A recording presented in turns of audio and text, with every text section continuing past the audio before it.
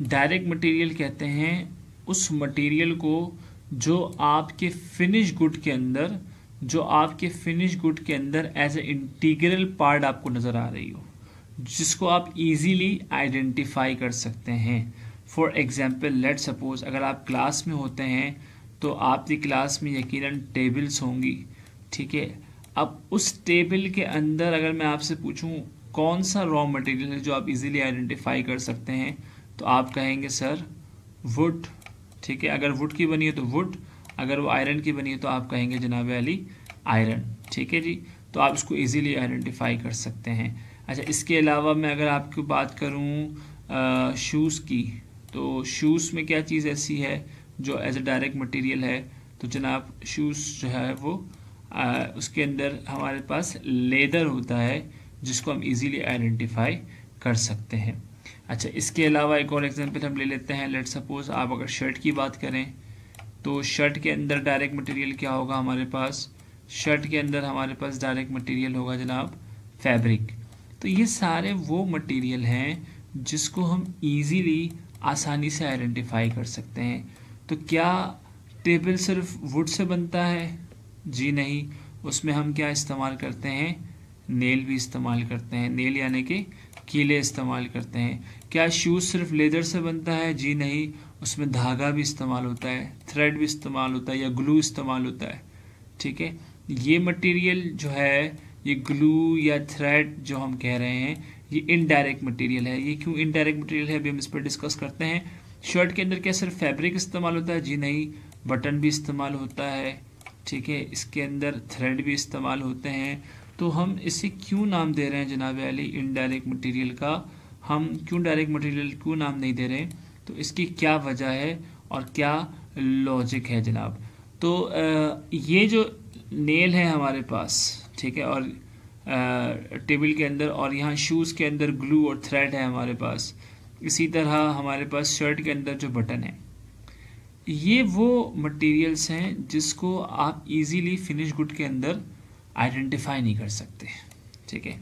और इनकी कॉस्ट भी वेरिएबल होती है। लाइक फॉर एग्जांपल अगर मैं एक शॉप की बात करूं जहां पर कुर्सियां बनती है, तो उन कुर्सियों के अंदर अगर मैं 50 कुर्सियां बनाता हूं तो कितनी कीलें रिक्वायर्ड होंगी। तो जो दुकानदार होता है, जो चेयर बनाने वाला होता है, वो क्या करता है, 1 किलो कील ले आता है या 1.5 किलो कील लेकर आता है, ठीक है। अब उसमें से ज़रूरी नहीं है कि पर चेयर 4 कीले ही इस्तेमाल हुई हों या 18 कीले होती हैं तो 18 कीले ही इस्तेमाल हुई हों। कुछ कीले टूट भी सकती हैं, ठीक है, कुछ कीले ख़राब हो जाती हैं।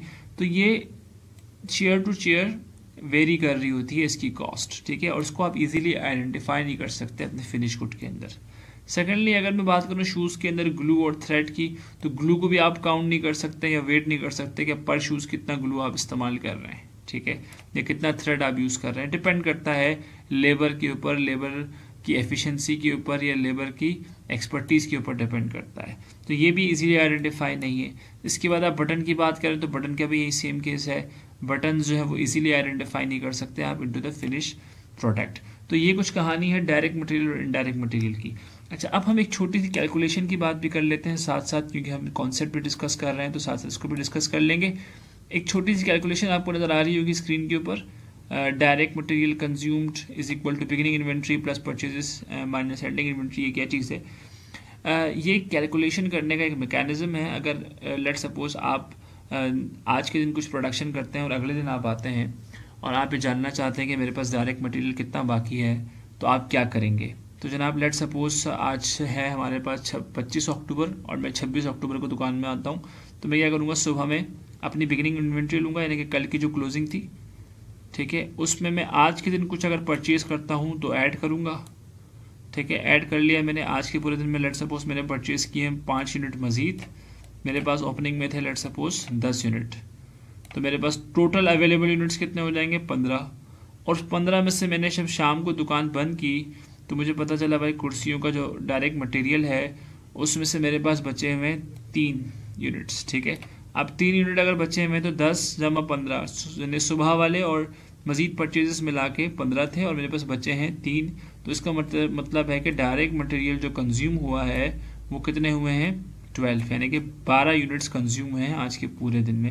تو اس طرح ہم نکال سکتے ہیں کہ ڈائریکٹ مٹیریل کتنا ہم نے کنزیوم کیا. یہ خیر کیلکولیشن والی